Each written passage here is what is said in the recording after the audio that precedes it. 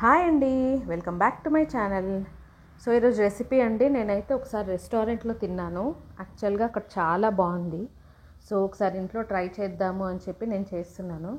So first అయితే ఒక బౌల్లో కొన్ని వాటర్ వేసి బాయిల్ చేయాలి. సో నేను వాటర్ బాయిల్ అయ్యేలోపు పన్నీర్ని ఇలా స్ట్రైట్గా సన్నగా కట్ చేసుకోవాలన్నమాట. ఇలా పొడుగ్గానే ఉండాలండి, చిన్న చిన్నగా కట్ చేయకండి, పొడుగ్గా సన్నగా ఉండాలన్నమాట. సో నేను అలా కట్ చేసి పక్కన పెట్టుకుంటున్నాను పన్నీర్ని. సో దాని తర్వాత ఒక బౌల్లో మనము 1 స్పూన్ ఉప్పు, 1 స్పూన్ కారము, కొంచెం garam masala and 1 spoon chaat powder అండి, ఇవన్నీ వేసి బాగా మిక్స్ చేస్తున్నాను. ఫస్ట్ ఇవన్నీ మిక్స్ చేసిన తర్వాత మనము ఇదే స్పూన్, ఇప్పుడు నేను యూస్ చేస్తున్నాను కదా, ఇదే పెద్ద స్పూన్ అండి. పెద్ద స్పూన్తో 1 స్పూను పెరుగు వేయండి. చిన్న స్పూన్ కాదండి, పెద్ద స్పూను గుర్తుపెట్టుకోండి. పెద్ద స్పూన్తో 1 స్పూను పెరుగు వేసి ఇదంతా బాగా కలిపితే మనకి ఇలా పేస్ట్ లాగా అవుతుంది. సో ఇలా అయిన తర్వాత ఇప్పుడు పన్నీర్ పీసెస్ ఇందులో వేసి మసాలా అంతా దీనికి బాగా పట్టేలాగా కలుపుకొని పక్కన పెట్టుకోవాలండి. సో మీకు స్పూన్తో రాదు అంటే చేయితో అయినా సరే కలిపేసుకోండి, కలుపుకొని పక్కన పెట్టుకోండి. దీని తర్వాత నేను 1 స్పూను మైదా పిండి తీసుకొని దీంట్లో వేసి కలిపేశాను. సో మనం ఆయిల్లో వేసాక ఈ మసాలా విడిపోకుండా దానికి గట్టిగా పట్టుకొని ఉంటుందన్నమాట మైదా వల్ల. సో ఇంతలోపు మనకి వాటర్ బాయిల్ అయ్యాయి. సో బాయిల్ అయ్యాయి కాబట్టి ఇప్పుడు మనం కొన్ని చైనీస్ నూడిల్స్ తీసుకొని ఇందులో వేయాలి. ఈ వాటర్లో వేసి ఇప్పుడు ఇది బాగా కుక్ చేయాలన్నమాట. ఇది నూడిల్స్ అన్నీ బాగా సాఫ్ట్గా అయిపోవాలన్నమాట. సో సాఫ్ట్గా అయ్యే వరకు మనం దీన్ని బాగా కుక్ చేయాలి. సో ఇది కుక్ అయ్యే లోపల మనం ఒకసారి ఈ పన్నీర్ని నేను చేయితో కలుపుతున్నానండి. చేయితో బాగా మసాలా అన్నిటికీ పీసెస్కి బాగా పట్టేలాగా కలుపుకుంటున్నాను. మైదా పిండి కూడా వేసాం కదా, సో ఇదంతా బాగా పీసెస్ అన్నిటికీ బాగా పట్టేలాగా కలుపుకొని మళ్ళీ పక్కన పెట్టుకుంటున్నాను. సో మనకి ఇంతలోపు ఈ నూడిల్స్ కూడా బాయిల్ అయిపోయాయి. సో వాటర్ కూడా డ్రైన్ చేసేసి నేను చూస్తున్నాను, మెత్తగా సాఫ్ట్గా అయిపోయింది. సో ఇప్పుడు నెక్స్ట్ మనము ఈ రెసిపీలో అసలు పార్టే ఇదే అండి, మెయిన్ పార్ట్. సో ఫస్ట్ ఇప్పుడు నేను ఒక పన్నీర్ పీస్ తీసుకొని దీనికి ఇప్పుడు మనము ఈ నూడిల్స్ డ్రైన్ చేసి పక్కన పెట్టుకున్నాము కదా, సో అందులో నుంచి ఇలా నూడిల్స్ తీసుకొని పన్నీర్ చుట్టూ వ్రాప్ చేయాలి. అంటే ఈ పన్నీర్ పీస్ చుట్టూ మనం ఇలా నూడిల్స్ని చుట్టేయాలన్నమాట రౌండ్గా.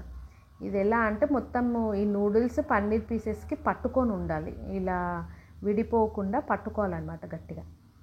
సో నేను వాళ్ళు ఎలా చేశారో కానండి, వాళ్ళది ఇలా మంచిగా ఎంబోజ్ అయినట్టుగా నూడిల్స్ పైకి వచ్చేసి అలా నించొని ఉండిపోయాయి అన్నమాట ఇలా.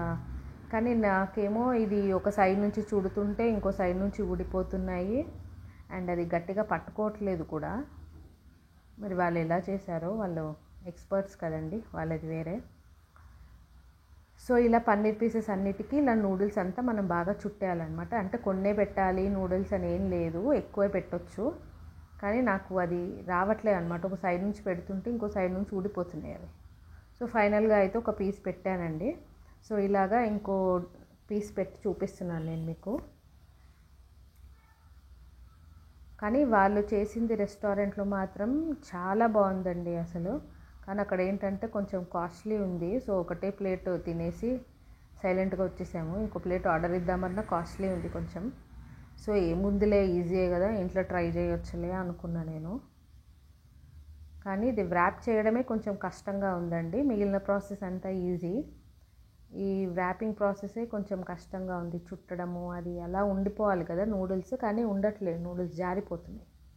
సో ఇంతలోపు ర్యాప్ చేసిన తర్వాత మనం ఆయిల్ వేడి చేసుకొని ఇప్పుడు ఆయిల్లో ఈ పన్నీర్ పీసెస్ని వేసి మంచిగా ఫ్రై చేయాలి 2 sides. సో చూడండి ఇక్కడ స్టిక్ అయిపోయాయి నూడిల్స్ ఒకదానికొకటి.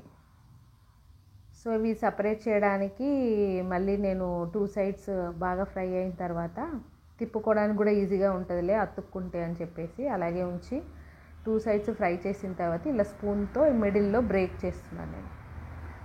నూడిల్స్ లాగా ఉన్నాయి కదా, అవి బ్రేక్ చేసేస్తున్నాను అనమాట. బ్రేక్ చేసిన తర్వాత 2 sides ఫ్రై అయినాక ఇంకా అప్పుడు తీసేసి పక్కన పెట్టేసుకోవాలండి. సో ఇదే ప్రాసెస్లో మిగిలిన పన్నీర్ పీసెస్ కూడా అన్నీ ఫ్రై చేసేసి మనం పక్కన పెట్టుకోవాలి. సో ఇది అండి ఈరోజు రెసిపీ.